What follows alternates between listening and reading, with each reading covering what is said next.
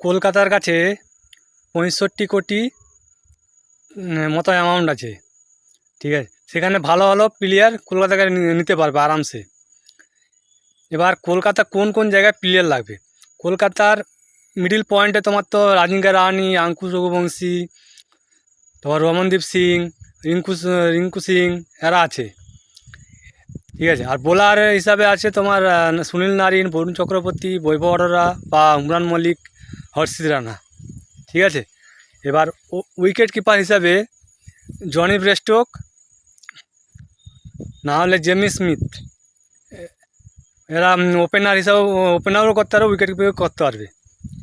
আর তোমার বোলিংয়ের একটা ফাস্ট বোলার বিদেশি দরকার, সেখানে পাতি রানাকে নিয়ে আসলে সবচেয়ে ভালো অপশান হবে।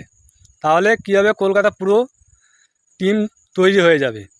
আর একটা অলরাউন্ডার তোমার ক্যামেরন গ্রিন, তাকে তো কলকাতা টার্গেট করবেই 20 থেকে 25 কোটির মধ্যে।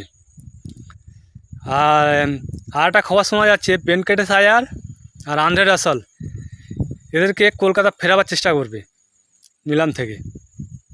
দেখা যাক কী হয়।